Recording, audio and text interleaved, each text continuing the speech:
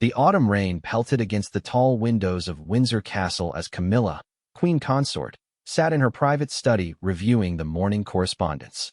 The familiar sound of her husband's footsteps echoed down the marble corridor, but something was different today. King Charles III entered the room with an expression she had rarely seen in their decades together, a mixture of determination and sorrow that made her stomach tighten with unease.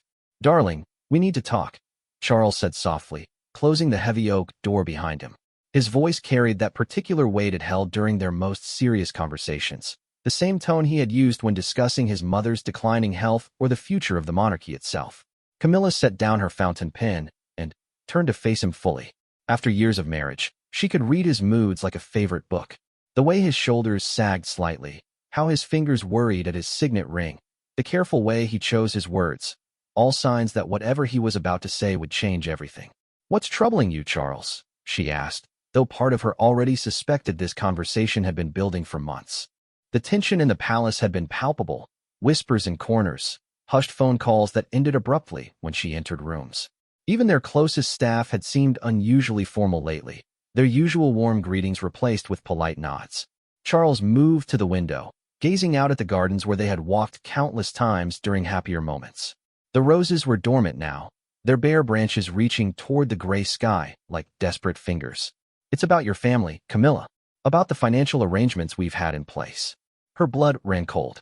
The financial support they provided to her children, Tom and Laura, and her siblings had been a private matter, handled discreetly through the Duchy of Cornwall's vast resources.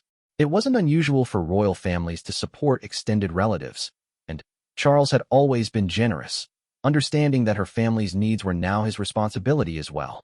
"What about the arrangements?" she asked carefully, though her voice betrayed a tremor of anxiety. Charles turned from the window, his blue eyes filled with pain. "The Prime Minister came to see me yesterday. There's been a comprehensive review of all royal expenditures, prompted by the current economic crisis. Parliament is demanding transparency in every aspect of royal spending, and your family's support has been specifically highlighted." Camilla felt the room spin slightly. She gripped the arm of her chair, trying to process what he was telling her. "Specifically highlighted? By whom?" "The media has gotten hold of some information. Nothing concrete yet, but enough to start asking questions. The amount we've been providing annually, it's substantial, Camilla. When viewed against the backdrop of ordinary families struggling with cost of living increases, it looks—" He paused, searching for the right word, "excessive." The word hung between them like a physical presence. Excessive. Her family's needs, which had seemed so reasonable when discussed in the comfortable privacy of their home, now sounded indulgent when spoken aloud in the context of public scrutiny. "How much do they know?" Camilla asked, though she wasn't sure she wanted the answer. Charles sat down across from her, reaching for her hands. His were warm but trembling slightly. "They know about the house we purchased for your sister Annabelle. They know about the education trust we set up for Tom's children. They know about the business investments we've made on behalf of your family members." Each revelation felt like a physical blow. These weren't frivolous expenses. They were investments in family security, ways to ensure her loved ones could maintain dignified lives without becoming burdens on the public purse in other ways. Her sister Annabelle had been struggling financially after her divorce, and the house in Wiltshire had seemed like a practical solution. Tom's children deserved the best education possible, and the trust fund ensured they wouldn't be disadvantaged by their grandmother's royal position. "Charles, these were all things we discussed together. You agreed they were reasonable provisions for family members who didn't ask to be thrust into this spotlight." "I know, my darling. I know." His voice was gentle but firm, and, in normal circumstances, they would be perfectly reasonable. But these aren't normal circumstances. The monarchy is under more scrutiny than it's been in decades.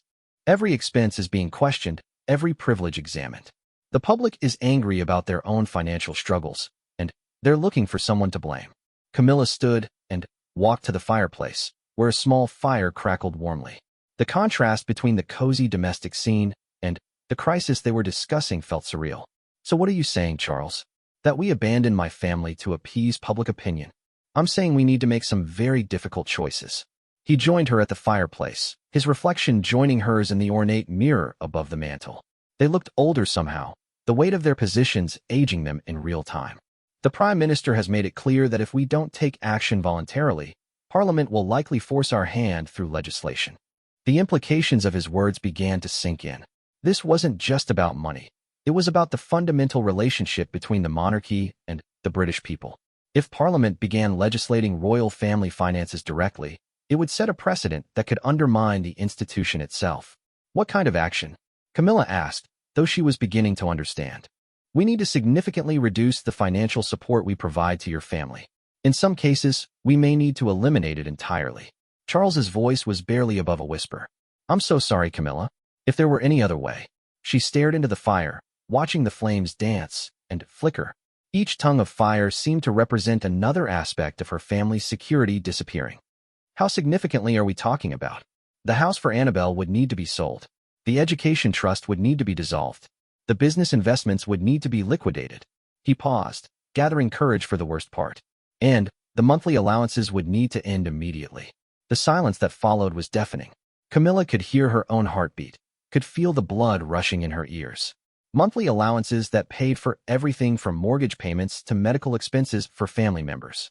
Investments that provided income for relatives who had given up their own career opportunities to support her during the difficult early years of her relationship with Charles. Immediately, she finally managed. The announcement will need to be made within the week. The Prime Minister wants to get ahead of the story, to show that the royal family is responsive to public concerns about fiscal responsibility. Camilla turned to face him, and, for the first time in their conversation, Charles could see the full impact of his words reflected in her eyes. It wasn't just shock or disappointment. It was a deep, profound grief for the security and stability she was about to watch disappear from her loved ones' lives. Charles, my sister is 68 years old. That house isn't just a property investment. It's her home, her security in retirement. Tom's children are at crucial points in their education. Laura is trying to establish her art gallery, and the investment we made is the only thing keeping her afloat during the startup phase. I know, my love. I know how much these arrangements mean to you and to them. Charles reached for her again, but she stepped back, needing space to think clearly. Do you? She asked, and there was something new in her voice, not anger, but a kind of steel he had rarely heard. Do you really understand what this means? These aren't spoiled relatives looking for handouts, Charles. These are people who have made real sacrifices because of their association with our family.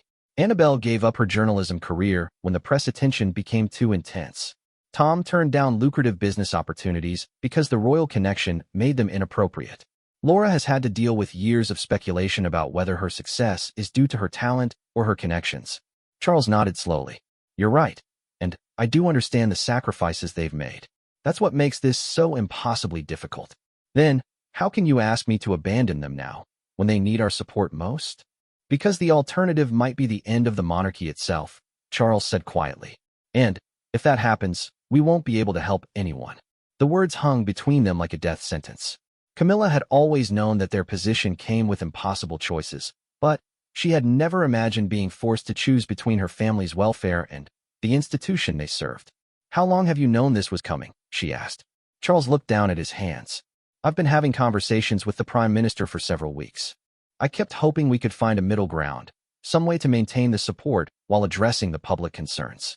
But the political pressure has intensified beyond what I anticipated. Several weeks. Camilla repeated the words slowly. And you didn't think to discuss this with me until now? I didn't want to worry you until I was certain there was no alternative. Charles, these are my family members we're discussing. My flesh and blood. Did you really think you could or should make decisions about their futures without consulting me? The question revealed something fundamental about their relationship that neither of them had fully acknowledged before. Despite their partnership, despite their love for each other, there were still moments when Charles approached problems as a king first and a husband second. The weight of the crown, even a theoretical one, could make him forget that some decisions couldn't be made unilaterally. You're right, he said simply. I should have included you from the beginning. I was trying to protect you, but I ended up making you feel excluded from decisions that intimately affect your life. Camilla walked back to her desk and sat down heavily. The correspondence she had been reviewing, invitations to charity events, thank you notes from organizations they supported, requests for royal patronage, suddenly seemed trivial compared to the conversation they were having. What happens now? She asked. We need to have individual conversations with each family member affected. We need to explain the situation honestly and give them as much time as possible to make alternative arrangements. Charles sat across from her again. And we need to do it together, as a united front, so they understand this isn't a reflection of our feelings for them personally. How do you tell someone that their security is disappearing through no fault of their own? How do you explain that public opinion has turned against generosity toward family members? Camilla's voice was getting stronger, but Charles could hear the pain beneath the practical questions. Very carefully, and with as much concrete help as we can provide during the transition. What kind of help can we possibly provide if we're cutting off financial support? Charles had clearly given this considerable thought. We can help Annabelle find a smaller property that she can afford on her pension. We can connect Tom with business opportunities that don't involve royal money but might benefit from our contacts and recommendations. We can help Laura restructure her gallery financing through conventional business loans. And if those solutions don't work? If Annabelle can't find affordable housing in this market? If Tom can't secure business financing without collateral he doesn't have? If Laura's gallery fails without the investment income? Then, we'll have to find other ways to help that don't involve direct financial support. Personal loans that don't come from royal funds. Connections to friends and colleagues who might offer opportunities. Moral support and practical advice. Camilla studied her husband's face, trying to determine whether he truly believed these alternatives would be sufficient or whether he was simply telling himself what he needed to believe to make this decision bearable. Charles, be honest with me. Do you think these alternative forms of support will be enough to prevent real hardship for my family? He was quiet for a long moment, and when he finally spoke, his honesty was more devastating than any false reassurance could have been. I don't know, Camilla. I honestly don't know. But I do know that if we don't make this decision voluntarily, much worse options will be forced upon us by Parliament, and then we truly won't be able to help anyone. The conversation continued for another hour, covering practical details and emotional implications in equal measure. By the time they finished, both Charles and Camilla felt emotionally exhausted, but they had agreed on a plan of action that would begin the next morning with phone calls to each affected family member. As Charles prepared to leave for his next appointment, he turned back to Camilla one final time. I want you to know that this decision doesn't diminish my love for your family or my recognition of their sacrifices. If circumstances were different, we wouldn't be having this conversation at all, Camilla replied. But they're not different, and we are having it, and now we have to live with the consequences. That evening, Camilla sat alone in her study, staring at the phone and preparing for the most difficult conversations of her life. Tomorrow, she would have to tell the people she loved most that their security was disappearing, not because they had done anything wrong, but because the world had changed around them in ways none of them could control. Outside, the rain continued to fall, and somewhere in the distance, she could hear the sound of Charles practicing piano, a habit he retreated to when facing the most challenging aspects of his role. The melody was sad and beautiful, perfectly capturing the mood of a day that had changed everything and left them all wondering what would come next. The first part of what would become the most challenging period of their marriage was now behind them. The hardest parts still lay ahead. The morning sun filtered through the heavy curtains of Camilla's private sitting room as she prepared to make the first phone call. Her hands trembled slightly as she dialed her sister Annabelle's number, knowing this conversation would shatter the peaceful retirement her sister had been enjoying in the Wiltshire countryside. "Hello, darling." Annabelle's cheerful voice came through the phone, immediately making Camilla's heart ache. "How lovely to hear from you so early. I was just having my morning tea in the garden. The roses you helped me plant are doing wonderfully." Camilla closed her eyes, gathering strength. "Annabelle, I need to speak with you about something important. Is this a good time?" "Of course, dear. You sound serious. Is everything all right with Charles?" "Charles is fine. This is about, well, it's about your house and the financial arrangements we've had in place." Camilla had rehearsed this conversation, but now the words felt clumsy and inadequate. There have been some changes in government policy regarding royal family expenses. The silence on the other end stretched long enough that Camilla wondered if the call had dropped. Finally, Annabelle spoke, her voice much quieter than before. "What kind of changes?" "The house we purchased for you, the one you're living in, Parliament is requiring that all such arrangements be terminated. They're demanding complete transparency in royal spending, and family support has become politically impossible to maintain." Another long silence. Camilla could hear the distant sound of birdsong through Annabelle's phone, a cheerful counterpoint to the devastating news she was delivering. "I see," Annabelle said. "Fine. My pension covers basic living expenses, but property prices have tripled since we bought this house. Even a small flat in the village would cost more than I can afford. The reality of her sister's situation hit Camilla like a physical blow. When they had purchased the house 5 years ago, it had seemed like such an elegant solution. A comfortable home in a location Annabelle loved, close enough to visit regularly, but far enough from London to avoid media attention. They had never considered that it might one day be taken away. We'll help you find something affordable. Charles has connections with estate agents who specialize in retirement properties. There might be housing associations, or housing associations? Annabelle's voice carried a note of bewilderment. Camilla, I've been living independently my entire life. I owned my own flat in London before the media attention forced me to sell. I had a successful career in journalism until the royal connection made it impossible to continue. Now you're suggesting I apply for subsidized housing. I'm not suggesting anything demeaning, Annabelle. I'm simply trying to explore all options. Of course you are, dear. I'm sorry. It's a lot to absorb. Annabelle paused, and when she spoke again, her voice was gentler. You know this isn't your fault, don't you? You and Charles have been incredibly generous, far more than anyone could reasonably expect.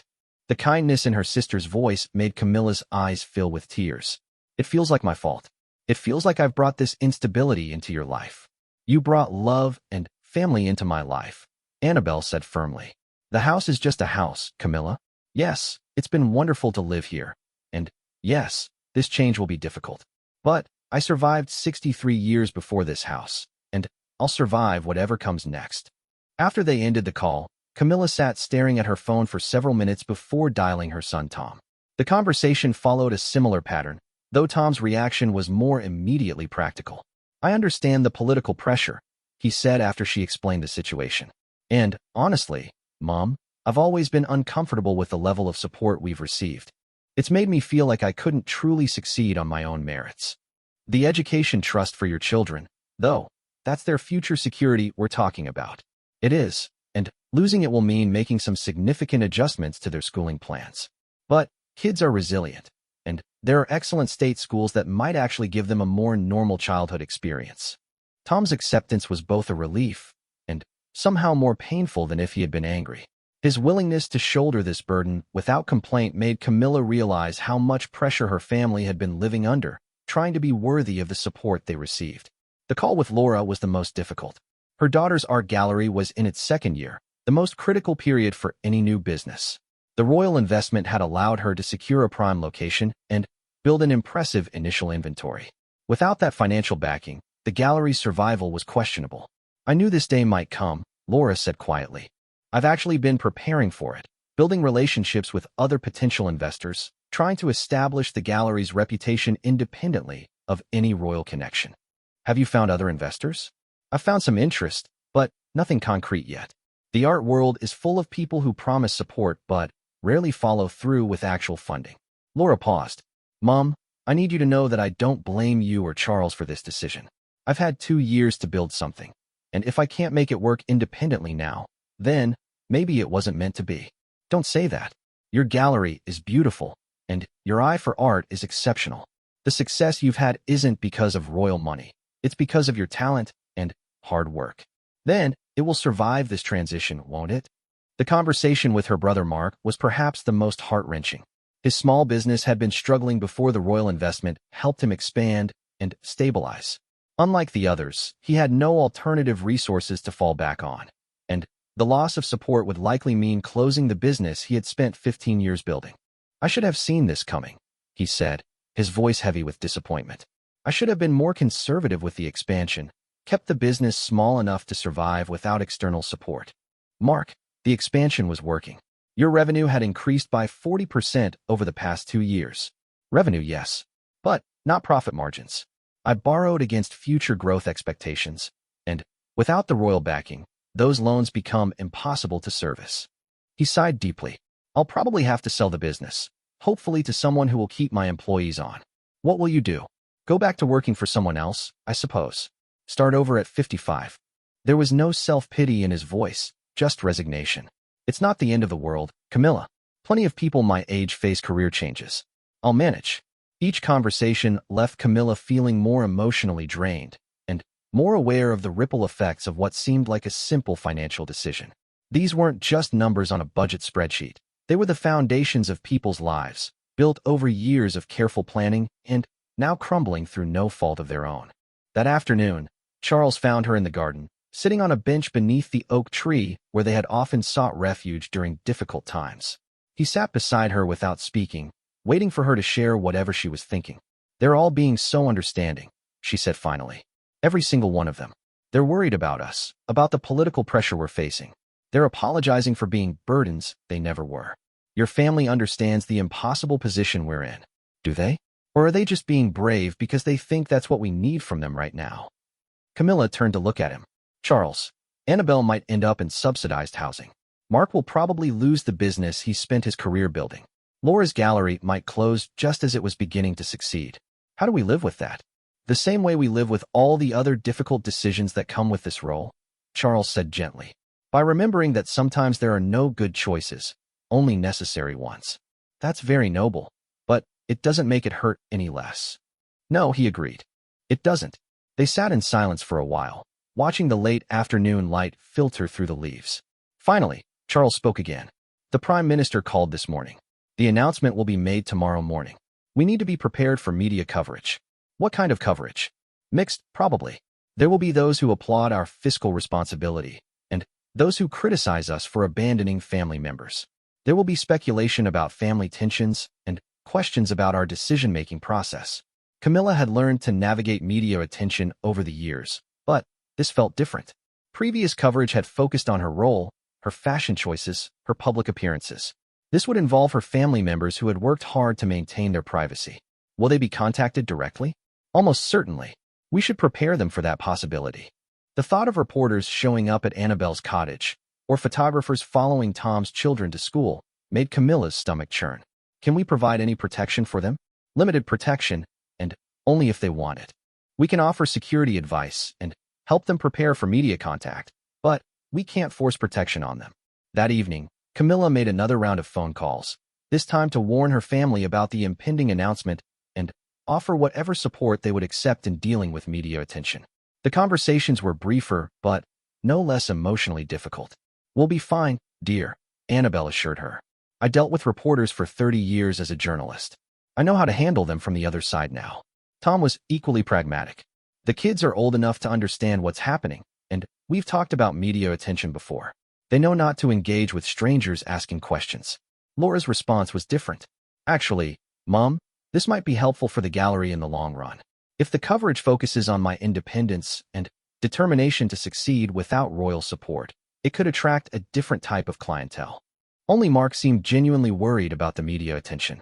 "My business clients don't like publicity, especially not the kind that brings government scrutiny. This could accelerate the timeline for selling the business." As she prepared for bed that night, Camilla reflected on how quickly a life could change. 24 hours ago, her family had been secure, pursuing their various dreams and plans with the confidence that comes from financial stability. Now they were all facing uncertain futures, and she was powerless to prevent it. Charles found her standing at their bedroom window, looking out at the grounds that had become so familiar over the years of their marriage. "Are you having second thoughts?" he asked gently. "About what?" "The decision has been made. About us. About this life. About whether the cost is becoming too high." Camilla turned to face him, surprised by the question. "Charles, this crisis isn't about our marriage or our commitment to each other. It's about the impossible position we've been put in by circumstances beyond our control. But it is affecting our marriage, isn't it? I can see the pain in your eyes, and I know I'm the cause of it."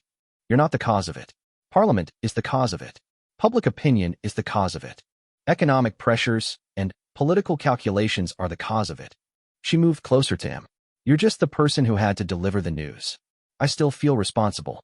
Then, we're both taking on guilt for things we didn't choose and can't control." Camilla took his hands. "Charles, we knew when we married that this role would demand difficult sacrifices. We just never imagined those sacrifices would involve my family's financial security. Do you regret marrying me?" The question hung between them, and Camilla realized this was the real fear underlying their entire conversation. Charles wasn't just worried about public opinion or political pressure. He was worried that the woman he loved might decide the cost of loving him had become too high. "I regret that my family is paying a price for decisions they never made," she said slowly. I regret that we live in a world where generosity toward family members is seen as corruption. I regret that we couldn't find a solution that protected both the monarchy and the people I love." She paused, studying his face. "But I don't regret marrying you, Charles. Even knowing what I know now, even facing what we're facing, I don't regret choosing this life with you." Relief flooded his expression, followed quickly by renewed determination. "Then, we'll get through this together. All of it.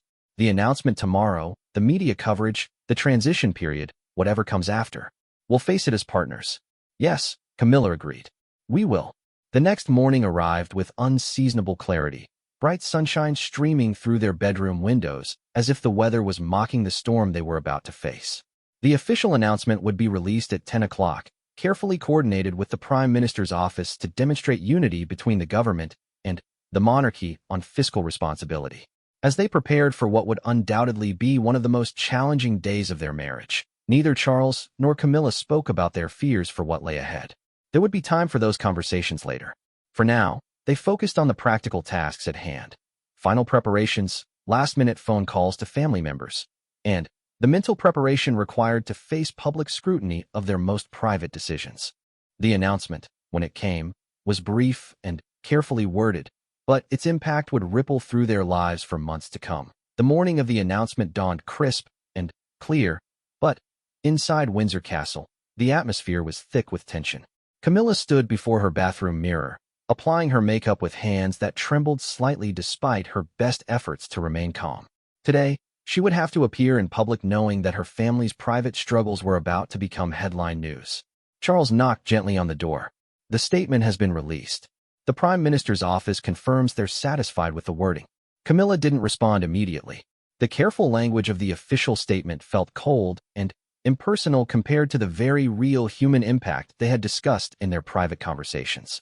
His Majesty and Her Majesty the Queen Consort have undertaken a comprehensive review of all family financial arrangements to ensure full transparency and fiscal responsibility in challenging economic times. The words said nothing about Annabelle's uncertain housing situation or Mark's struggling business. "The first media calls are already coming in," Charles continued through the door. "Sarah says she's handling them according to our prepared responses, but she expects it to intensify throughout the day." Sarah Thompson, their long-serving press secretary, had been briefed extensively on how to handle inquiries without providing details that might further compromise family members' privacy.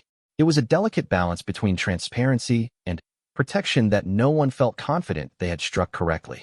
Camilla finally opened the door, dressed in a navy blue suit that projected appropriate seriousness without appearing somber. "How much detail are they asking for?" "Everything. Specific amounts, timelines, individual family member situations." Sarah is deflecting most of it, but the persistence suggests they have more information than we hoped. Someone talked. Not necessarily someone close to us. Parliamentary staffers, treasury officials, real estate records. There are many ways for determined reporters to piece together information. They walked together toward the breakfast room where their usual morning routine awaited, though neither felt much appetite. The newspapers were already spread across the table, and even the early editions carried speculation about royal family finances that made Camilla's stomach tighten. "Royal family under fire. Secret payments to Queen Consort's relatives revealed," read one headline. Another announced palace cash crisis, king forced to cut family funding. A third, more sensational paper proclaimed Camilla's costly clan. How much did royal romance really cost? "They're making it sound like a scandal," Camilla said quietly, scanning the articles that transformed reasonable family support into something sordid and secretive. "It's early coverage based on limited information," Charles replied, though his voice lacked conviction. The tone might improve as more details become available. But, as the day progressed, it became clear that the tone was unlikely to improve. The story had captured public imagination in exactly the way they had feared, tapping into broader frustrations about economic inequality and royal privilege. Social media exploded with commentary that ranged from supportive to viciously critical. By midday, reporters had gathered outside Annabelle's cottage in Wiltshire. She called Camilla shortly after lunch, her voice strained but determined. "There are at least 6 of them, dear. They're being polite enough, but they're clearly not planning to leave anytime soon." "What are they asking?" "The usual questions. How long have I lived here? What do I think about the financial arrangements being terminated? Whether I'm angry with you or Charles?" I've been giving them the responses we discussed, but I'm not sure how long I can keep this up. Camilla closed her eyes, picturing her sister effectively trapped in her own home by reporters seeking quotes for tomorrow's newspapers. Would you like us to send someone to help? We could arrange for a car to collect you, bring you here until the attention dies down. That would only make the story bigger, wouldn't it? Sister flees to palace doesn't sound like a headline that would help anyone. Annabelle was right, but her practical acceptance of an impossible situation only made Camilla feel worse. I'm so sorry you're dealing with this. Don't apologize for things you can't control, Camilla. I was a reporter for decades. I understand how these things work. They'll get bored and move on to the next story soon enough. But the media attention didn't diminish as quickly as anyone hoped. If anything, it intensified as other family members were tracked down and approached for comment. Tom found photographers waiting outside his children's school, forcing him to arrange alternative pickup arrangements to protect their privacy. Laura discovered reporters had visited her gallery, asking customers and neighboring business owners about royal financial connections. The most disturbing incident came when Mark was approached at his business premises by a journalist who claimed to be a potential customer. The deception was only revealed when the reporter began asking detailed questions about royal investments and business arrangements while Mark was explaining his company's services. I felt completely ambushed, Mark told Camilla during their evening phone call. I was trying to be professional with what I thought was a genuine client inquiry, and suddenly, I'm being interrogated about family finances in front of my employees. Did you say anything that might be problematic? I don't think so, but I was caught off guard. I might have confirmed things I should have kept private. His voice was heavy with worry. Camilla, this level of scrutiny is going to make it impossible to find new investors for the business. No one wants to be associated with a company that's constantly in the news for the wrong reasons. That evening, Charles found Camilla in her study, surrounded by newspaper clippings and printouts of online articles about their family situation. The coverage had evolved throughout the day from simple reporting of the announcement to more detailed investigations into individual family members and their circumstances. This is worse than we anticipated, she said without looking up from an article about Annabelle's journalism career and the circumstances that had led to her early retirement. They're not just reporting on the financial arrangements. They're dissecting my family's entire life choices. Charles sat down across from her, noting the exhaustion in her posture. Sarah thinks the intensity will peak in the next day or two, then begin to fade as other news stories emerge. And what do we do until then? Watch my family be torn apart in public while we hide behind palace walls. Camilla finally looked up, and Charles could see tears of frustration in her eyes. Charles, these are good people who never asked for any of this attention. They're not public figures. They didn't choose royal life. No, they didn't. But, unfortunately, they're connected to people who did. That's not fair to them. Very little about this situation is fair to anyone, Charles replied gently. Not to them. Not to you. Not to the public who are struggling financially. Not to us as we try to balance competing responsibilities. Camilla stood and walked to the window where she could see the lights of Windsor town in the distance. Do you think we made the right decision? I think we made the only decision that was politically viable. That's not the same thing. Charles was quiet for a long moment. No, it's not the same thing. The right decision would have been to find a way to maintain support for your family while addressing public concerns about royal spending. But that option didn't exist. So we chose the monarchy over my family. We chose the long-term stability of an institution that serves millions of people over the short-term financial security of a few family members. Charles's voice was careful but firm. It's not a choice I wanted to make, but it's the choice our positions demanded. Camilla turned to face him. And if one of those few family members ends up in genuine hardship because of our decision? If Annabelle loses her home? If Mark loses his business? If Laura's gallery fails? How do we justify that sacrifice? We don't justify it. We live with it. And we find other ways to help that don't compromise the institution we serve. What if those other ways aren't enough? Charles stood and joined her at the window. Then, we'll have to live with that too. Camilla, I wish I could promise you that everything will work out perfectly for everyone involved. But I can't make that promise, and neither can you. The next morning brought fresh challenges as the story evolved beyond simple reporting into broader commentary about royal families, financial privilege, and public accountability. Opinion pieces appeared arguing both sides of the issue, some praising the royal family's fiscal responsibility, others criticizing them for abandoning family members who had made sacrifices for the institution. The most painful piece appeared in a respected broadsheet newspaper, written by a former royal correspondent who had covered their courtship and marriage. The article, titled "The Price of Love: When Royal Romance Meets Reality," examined the impossible position Camilla's family had been placed in through their association with the monarchy. These individuals gave up privacy, career opportunities, and normal family relationships to support a woman they loved who happened to fall in love with a future king, the article stated. Now, when economic pressures mount, they find themselves expendable, casualties of a system they never chose to be part of. The piece went on to detail specific sacrifices family members had made, information that could only have come from extensive research or insider knowledge. Annabelle's career limitations due to media attention, Tom's business restrictions because of royal associations, Laura's struggles to establish artistic credibility independent of her royal connections, Mark's challenges in finding business partners who weren't interested primarily in royal access. The irony, the article concluded, is that by cutting off family support to demonstrate fiscal responsibility, the royal family may actually be demonstrating the opposite, a willingness to abandon those who sacrificed for them when maintaining those relationships becomes politically inconvenient. Camilla read the article 3 times, each reading making her feel more conflicted about their decision. The journalist had captured exactly what she feared, that they were betraying people who had shown them loyalty during difficult years. "It's well written," Charles said after reading it himself, "and uncomfortably accurate in many of its points. Should we respond? Clarify our position?" Any response would only extend the news cycle and potentially provide more ammunition for criticism. Sarah recommends we maintain our silence unless the coverage becomes completely inaccurate, even if the coverage is damaging to family members. Especially then, public responses from us would only increase attention on them. The advice was probably correct, but it left Camilla feeling helpless as she watched her family navigate public scrutiny without her active support.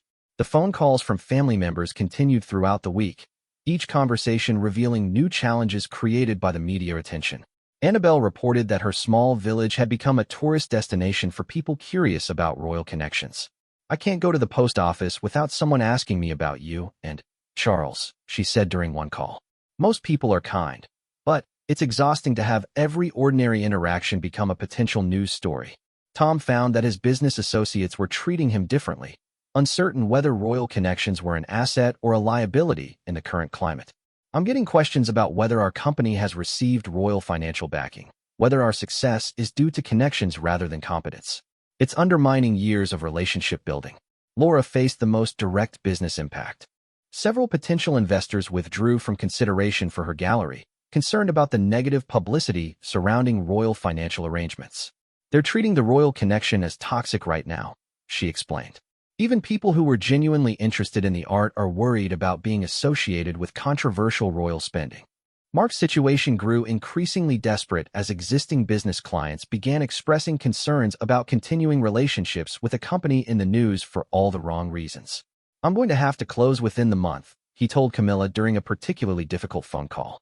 "The royal connection has become a business liability that I can't overcome." Each conversation left Camilla feeling more isolated and more responsible for disruptions she couldn't fix. The transition period they had hoped would allow family members to adjust gradually was being compressed by media pressure and public scrutiny that made normal business operations impossible. 3 weeks after the initial announcement, Camilla sat in her study reviewing a folder of press clippings that documented the ongoing impact of their decision. The story had evolved into a broader examination of royal family finances, with investigative pieces exploring historical precedents for family support and comparative studies of other European monarchies' approaches to extended family financial arrangements. Charles joined her, carrying his own folder of materials prepared by palace staff analyzing the political and public relations impact of the situation. "The polling data is mixed," he said, settling into the chair across from her. "Public opinion is almost evenly divided between those who support our decision and those who think we've handled it badly. What about the family impact? Do any of these polls measure that?" "Not directly, though there's been extensive media coverage of the individual situations. The human interest angle has definitely resonated with some segments of the public." Camilla set down the clipping she had been reading. "Charles, I need to ask you something directly, and I need you to answer honestly." "Of course." If you could go back and make this decision again, knowing what we know now about the media response and the impact on family members, would you make the same choice? Charles was quiet for a long time, clearly weighing not just his personal feelings, but the broader implications of his answer. If the choice were between making the same decision and having no royal family at all, I would make the same decision, he said finally. If the choice were between making this decision and finding some alternative that protected both the institution and your family, I would choose the alternative. But that choice wasn't available to us. That's not really an answer to my question. Yes, it is. I would make the same decision because the alternative, allowing Parliament to force more dramatic changes on us, would have been worse for everyone involved. He paused. But I would try to find ways to handle the communication and transition better, ways that might have minimized the media attention and protected your family more effectively. Camilla nodded slowly. The answer was honest, even if it wasn't entirely satisfying. I keep thinking about what that journalist wrote, about abandoning people who sacrificed for us. Do you think that's what we've done? I think we've made a choice that prioritizes institutional survival over individual welfare, and I think there's validity to criticizing that choice. But I also think the alternative was institutional collapse that would have helped no one. So we're both right and wrong at the same time. Most difficult decisions are. That evening, as they prepared for bed, Camilla made a decision that would surprise everyone, including herself. Charles, I want to give an interview. He turned from his dressing room, clearly startled. What kind of interview? A television interview. Something serious, thoughtful. I want to explain our decision in my own words, acknowledge the pain it's caused, and talk honestly about the impossible choices we faced. Camilla, that would be unprecedented. Queen consorts don't typically give interviews about internal royal family decisions. Then, perhaps it's time for a precedent. The story is being told entirely by other people right now. Maybe it's time for me to tell my version. Charles sat on the edge of their bed, processing this unexpected development. It would be extremely risky. Anything you say would be analyzed and debated endlessly. You could inadvertently make the situation worse. Could I make it worse than watching my family suffer public scrutiny while I say nothing? Could I make it worse than allowing other people to define our choices without input from those who actually made them? What would you want to say? The truth, that we love my family deeply, that cutting off their support was one of the hardest decisions we've ever made, that we understand the criticism and don't expect forgiveness from anyone affected by our choice. Camilla turned to face him fully. I want to stop hiding behind palace statements and speak directly to people about what this cost us personally. It would change everything, Camilla. Once you give that interview, there's no going back to the previous level of privacy and protection. Maybe it's time for that to change anyway. The conversation continued late into the night, as they discussed the implications, risks, and potential benefits of such an unprecedented step. By morning, they had reached a decision that would reshape not just their own approach to public communication, but the entire relationship between the royal family and the British public. The decision to give the interview sent shockwaves through the palace staff before it was even publicly announced. Sarah Thompson, their press secretary, spent 3 sleepless nights developing a comprehensive strategy for what would be Camilla's first major solo television interview as queen consort. The risks were enormous, but the potential for finally controlling their own narrative was compelling. We'll need to choose the interviewer carefully, Sarah explained during their planning meeting. Someone serious enough to handle the subject matter with appropriate gravity, but not someone who will try to create sensational moments at your expense. After considerable discussion, they settled on Rebecca Harrison, a veteran broadcaster known for her thoughtful approach to complex political and social issues. Rebecca had covered royal stories before, but always with nuance and respect for the human elements involved. More importantly, she had recently conducted a series of interviews about economic hardship that demonstrated her understanding of the broader context surrounding royal financial decisions. The interview was scheduled to take place in the Queen's private sitting room at Windsor Castle, a setting intimate enough to feel personal but formal enough to underscore the seriousness of the discussion. Camilla spent hours with Sarah and Charles, preparing for potential questions and refining her key messages. The most important thing, Sarah emphasized repeatedly, is authenticity. People will know if you're giving rehearsed answers or hiding behind diplomatic language.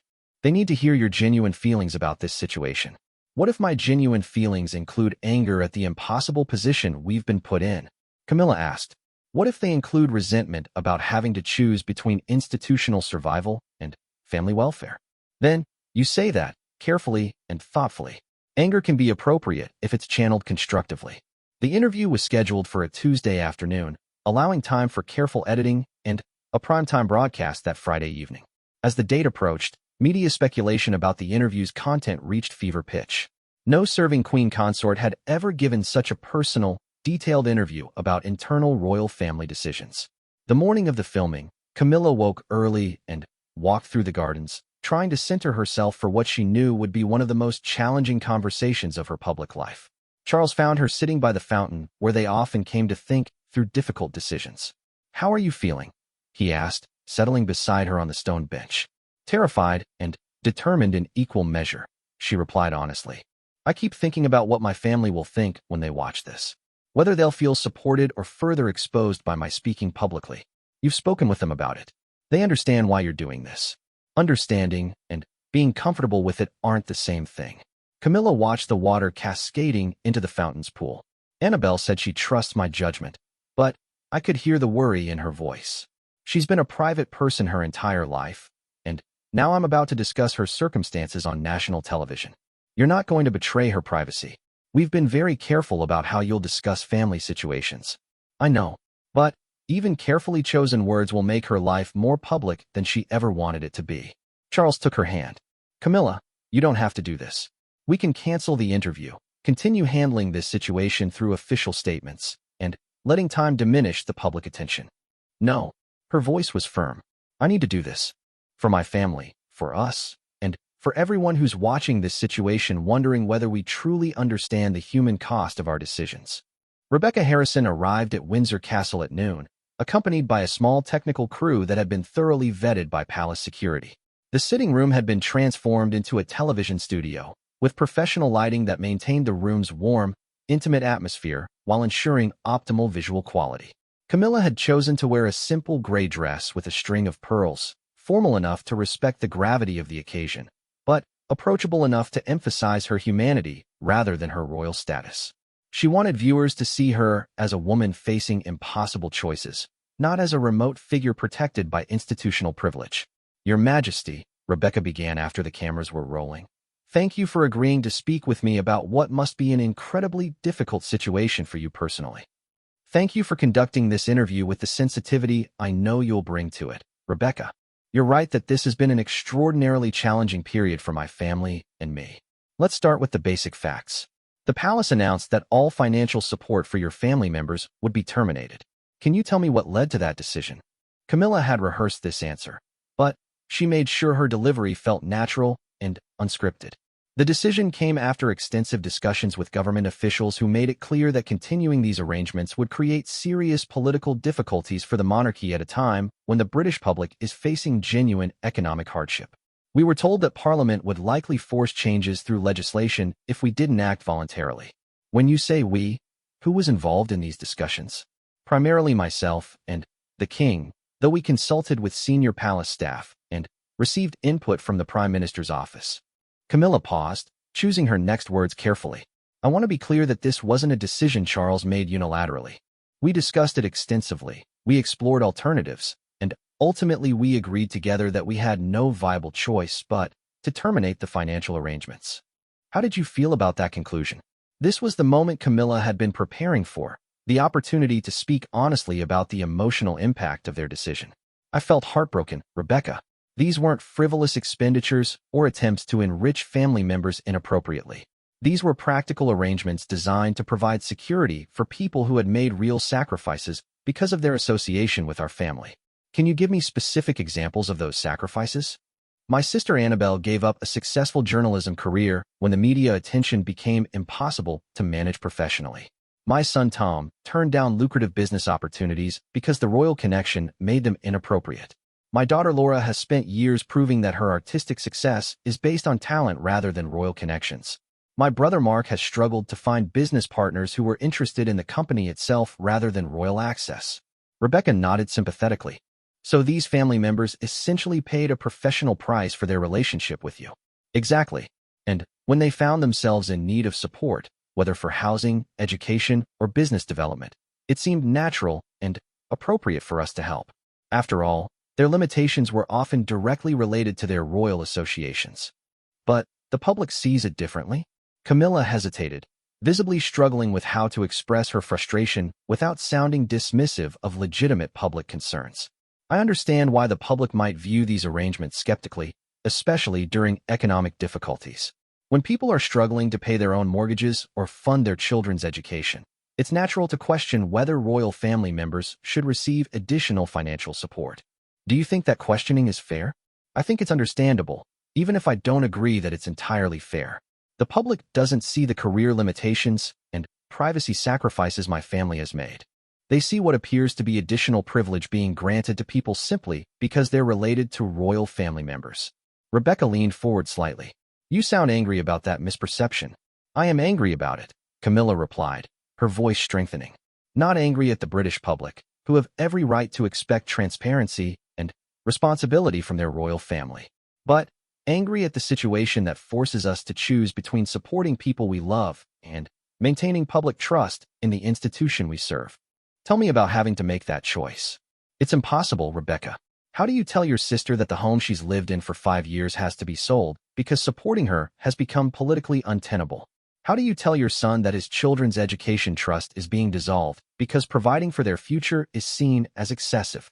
How do you tell your daughter that her business might fail because the royal investment that helped her get started now needs to be withdrawn? Camilla's voice caught slightly on the last question, and she paused to compose herself. These are real people with real lives and real needs, and they never asked to be put in this position. Have you spoken with your family members about these changes? Of course. The most difficult conversations of my life, honestly, and their response has been extraordinarily gracious and understanding, which somehow makes it worse. What do you mean by that? I mean they're worried about us, about the pressure we're facing, rather than focusing on their own challenges. My sister is facing potential homelessness, but she's concerned about how the media attention is affecting Charles and me. My son is reorganizing his children's entire education plans, but he's apologizing for being a burden we never considered him to be. It's heartbreaking to see such generosity from people who are being asked to sacrifice so much. Rebecca was quiet for a moment, allowing the emotion of Camilla's words to resonate. What would you say to critics who argue that your family members should have been more financially independent, that they shouldn't have relied on royal support? Camilla's response was swift and firm. I would ask those critics whether they would turn down help from family members if they needed it, especially if their need was partially created by circumstances beyond their control. I would ask them whether they think family loyalty should be abandoned the moment it becomes politically inconvenient. But don't royal families have to operate by different standards than ordinary families? Yes, we do. And that's precisely the problem. Camilla's voice grew more passionate. We're expected to maintain perfect family relationships while being prohibited from supporting our family members in the ways that normal families do. We're supposed to love and care for people while being unable to act on that love when they need help. So you feel the restrictions are unfair? I feel the restrictions are impossible. I understand the need for transparency and fiscal responsibility. I support those principles completely. But I also think there has to be some recognition that royal family members are human beings with normal human relationships and responsibilities. Rebecca shifted her questioning to the broader implications. How has this situation affected your role as queen consort? It's made me question whether it's possible to be both a good family member and an effective royal family member simultaneously.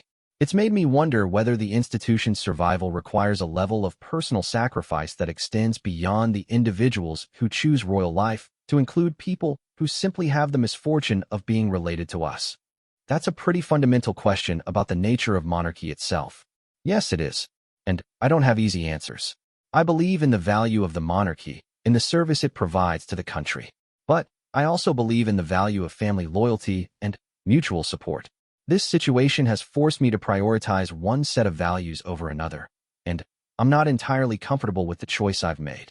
If you could change anything about how this situation was handled, what would it be? Camilla considered the question carefully. I would have wanted more time to help my family members prepare for the transition. I would have wanted more opportunity to explain publicly why these arrangements existed in the first place, so people could understand they weren't frivolous luxuries. And I would have wanted some way to maintain basic support while addressing the transparency concerns. Do you think such alternatives actually existed? Honestly, no, I don't think they did. I think we faced a choice between bad options and worse options, and we chose the bad options. She paused. But that doesn't mean I have to feel good about the choice or pretend it didn't cause real harm to people I love. What do you hope viewers will take away from this conversation? I hope they'll understand that royal family members are real people facing real dilemmas, not characters in a fairy tale who can solve problems through magic or privilege.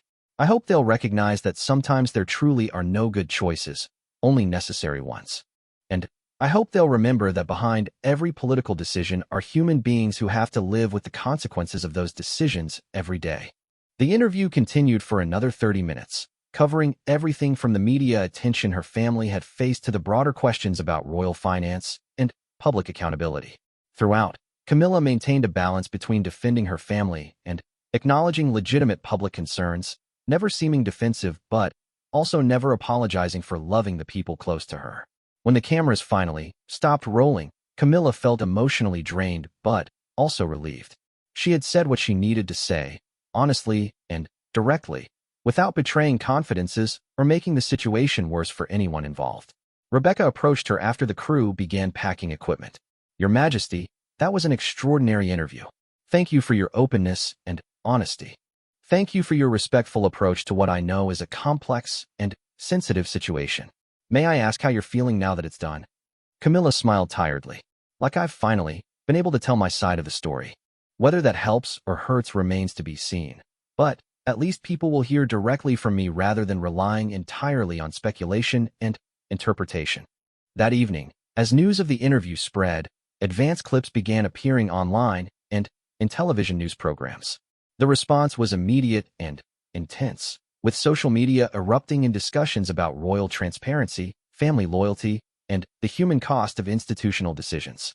Charles found Camilla in their private sitting room, reading through some of the early reactions on her tablet. "How are you feeling about the coverage so far?" "Mixed," she replied honestly. "Some people seem to appreciate the honesty, others are criticizing me for speaking publicly at all. But I think I said what I needed to say. Any regrets? Ask me again after the full interview airs Friday night. But right now, no. I think it was time for someone to speak honestly about the impossible choices we face and the real costs of those choices." The days leading up to Friday's broadcast were filled with anticipation, speculation, and continued debate about royal family finances and responsibilities. But for Camilla, the interview represented something more fundamental. The first time she had been able to speak in her own voice about the most difficult decision of her royal life. Whether that voice would be heard and understood remained to be seen.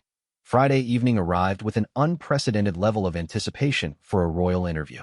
News programs throughout the day had been running advance clips and expert commentary, building toward what many were calling the most significant royal television appearance since Diana's infamous Panorama interview decades earlier. Camilla and Charles watched from their private sitting room, surrounded by senior palace staff who had gathered to observe the public reaction in real time. Sarah Thompson monitored social media feeds on her laptop, while communications director James Mitchell tracked television ratings and online viewership numbers that were already exceeding all expectations. As Rebecca Harrison's opening introduction began, Camilla felt her stomach tighten with nervous energy. Seeing herself on television, discussing such personal and painful topics, felt surreal after years of carefully controlled public appearances that focused on ceremonial duties rather than personal revelations. Good evening. I'm Rebecca Harrison, and tonight we present an unprecedented conversation with Her Majesty Queen Consort Camilla about one of the most difficult decisions of her royal life, the termination of financial support for her family members. The interview unfolded exactly as they had filmed it, but watching the final edit gave Camilla a new perspective on her own words and emotional responses. She could see the moments where her voice strengthened with conviction, the pauses where she struggled to maintain composure, and the flashes of anger that revealed her frustration with impossible choices. 20 minutes into the broadcast, Sarah looked up from her laptop with surprise. "The response is extraordinary. We're seeing engagement levels that are off the charts, and the tone is much more positive than we anticipated." Charles glanced at the screen showing social media metrics. "What are people saying?" A lot of appreciation for her honesty. Comments like, "Finally, a royal family member speaking like a real person," and "You can see how much she loves her family." There's criticism too. but it's being balanced by support for her transparency. The most powerful moment came when the broadcast reached Camilla's emotional description of her conversations with family members. Her voice catching as she described their gracious responses to having their support terminated created a moment of genuine human connection that transcended political debates about royal spending. "I think viewers are seeing what we see," James observed quietly. "Someone who genuinely cares about her family and is struggling with an impossible situation." But the real test would come in the days following the broadcast, as the interview was analyzed, debated, and absorbed into the broader narrative about royal family finances. The immediate response was just the beginning of a longer conversation that would reshape public understanding of the choices facing modern monarchs. The next morning brought newspaper coverage that exceeded even Sarah's expectations. The major broadsheets led with headlines like "The Human Face of Royal Duty" and "Queen Consort's Heartfelt Defense of Impossible Choice." Even traditionally critical papers acknowledged the emotional authenticity of Camilla's responses. The Times editorial praised her remarkable candor about the personal cost of institutional responsibilities, while The Guardian noted that the interview revealed the genuine human dilemma beneath what seemed like a simple financial decision. Most significantly, several papers that had been harshly critical of the family support arrangements published more nuanced pieces that acknowledged the complexity of balancing personal relationships with public accountability. More importantly, the interview appeared to have shifted public opinion in subtle but meaningful ways. Polling conducted over the weekend showed increased understanding of the royal family's position, even among those who still disagreed with their decision. The percentage of respondents who viewed the family support as completely inappropriate dropped significantly, while those who saw it as understandable but politically impossible increased. "People needed to hear from you directly," Sarah explained during their Monday morning debrief. "They needed to see that this wasn't a callous financial decision made by people who don't understand ordinary struggles. They needed to see that it was a painful choice made by someone who loves her family deeply." The interview's impact extended beyond public opinion to Camilla's family members themselves. Each called to express their support for her decision to speak publicly, though their reactions varied significantly. Annabelle was the most emotional. "Camilla, dear, I had no idea how much you were carrying alone. Watching you explain our situation with such love and dignity, it made me proud to be your sister, even if our current circumstances are difficult." Tom was characteristically practical. "Mom, that interview probably did more to explain our perspective than months of news coverage ever could. People needed to understand that we're real people, not caricatures of greedy relatives." Laura saw business implications. "The interview has actually helped the gallery, believe it or not. Several potential investors who had withdrawn are now interested again. They said seeing you talk about my work with such pride convinced them that my success really is based on merit rather than connections." Even Mark, whose situation remained the most precarious, found reasons for optimism. "The interview has opened up some conversations I didn't expect. People are approaching me about business opportunities who specifically mentioned being impressed by your description of our family's integrity." But perhaps the most significant response came from an unexpected source: Parliament itself. 3 days after the interview aired, the Prime Minister's office reached out to request a private meeting with Charles and Camilla. The meeting took place at Downing Street, in the same office where Charles had first learned about the political pressure surrounding family finances. But the atmosphere was markedly different this time, less adversarial and more collaborative. Your Majesty," the Prime Minister began formally, then shifted to a more personal tone. "I want to begin by acknowledging that the interview provided valuable perspective on a situation that many of us, myself included, hadn't fully understood." Charles and Camilla exchanged glances, uncertain where this conversation was heading. "The public response has been quite remarkable," the PM continued. "We're seeing polling data that suggests people have a much more nuanced understanding of royal family finances than we anticipated. More importantly, they seem to appreciate the transparency and honesty demonstrated in the interview." "What are you suggesting?" Charles asked carefully. "I'm suggesting that perhaps we acted too hastily in demanding complete termination of family support arrangements. The interview has shown us that there might be public appetite for a more graduated approach, one that maintains appropriate transparency while acknowledging the unique circumstances facing royal family members." Camilla felt her heart rate increase. "What kind of graduated approach?" "We're proposing a compromise. Essential support arrangements could be maintained, housing security, education provisions, basic business investments, but with full public disclosure and oversight. The amounts would be reduced and strictly regulated, but the complete cutoff could be avoided. The proposal was more generous than anything they had dared hope for, but Charles remained cautious. What's changed to make this possible now when it wasn't possible before? Your wife's interview changed the political dynamic, the PM replied honestly. She gave human faces and real stories to what had been abstract financial numbers. The public now understands that these arrangements weren't frivolous luxuries, but responses to real needs created by royal associations. And Parliament would support this revised approach.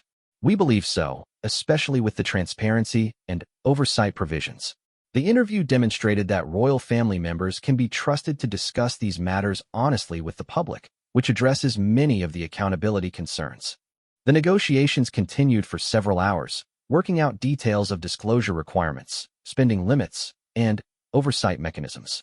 By the end of the meeting, they had outlined a framework that would restore essential support while maintaining the fiscal responsibility and transparency that Parliament demanded.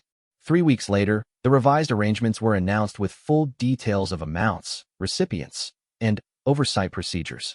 The public response was overwhelmingly positive, with many commenters noting that the transparency actually increased their confidence in royal family financial management. Annabelle was able to remain in her cottage, though with reduced monthly support that required careful budgeting. Tom's children's education trust was restored at a lower level that still provided security while demonstrating fiscal responsibility. Laura's gallery received modified investment terms that included public reporting requirements, but allowed the business to continue growing. Even Mark was able to access transitional support that helped him restructure his business rather than close it entirely. The most significant change, however, was in the relationship between the royal family and the public. The interview had established a precedent for direct, honest communication about difficult topics that continued in subsequent interactions. 6 months later, Camilla gave her first major speech as Queen Consort, addressing a charity focused on supporting family caregivers. Her remarks drew explicitly on the lessons learned during the financial crisis. Family loyalty and public responsibility are not opposing forces, she told the audience. They are complementary values that strengthen each other when we have the courage to discuss them honestly and find creative solutions that honor both. The speech was widely praised as a mature reflection on the balance between personal relationships and public duties. More importantly, it demonstrated how the painful experience of choosing between family support and institutional survival had evolved into a more nuanced understanding of how both could be preserved through transparency and compromise. Looking back on the crisis months later, both Charles and Camilla recognized it as a turning point in their approach to royal duties. The experience had forced them to confront fundamental questions about the nature of modern monarchy and their roles within it. I still don't think we had good choices available to us, Camilla reflected during one of their evening conversations. But I think we found a way to make necessary choices more humanely and more transparently. The interview changed everything, Charles agreed. It showed that people can handle complexity and nuance if they're trusted with honest information. It also showed that royal family members don't have to choose between being effective public figures and caring family members. We just have to be willing to explain our choices and be held accountable for them. The crisis had tested their marriage, their commitment to royal service, and their ability to protect the people they loved while serving the institution they represented. In the end, it had strengthened all of these relationships by forcing them to be more honest about the challenges they faced and more creative about finding solutions. The experience also transformed Camilla's public role. She became known for her willingness to address difficult topics directly, bringing a level of emotional honesty to royal communications that resonated deeply with the British public. Her approval ratings reached heights that would have seemed impossible during the early days of the financial crisis. Most importantly, the family relationships that had been threatened by the crisis emerged stronger and more honest than before. The shared experience of navigating public scrutiny and financial uncertainty had created bonds that went beyond traditional family obligations to encompass mutual respect for each person's sacrifices and resilience. Years later, when asked about the most challenging period of her time as Queen Consort, Camilla would point to those difficult months when choosing between family and duty seemed impossible.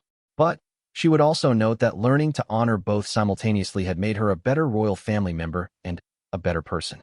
Sometimes the most painful experiences teach us the most valuable lessons, she would say.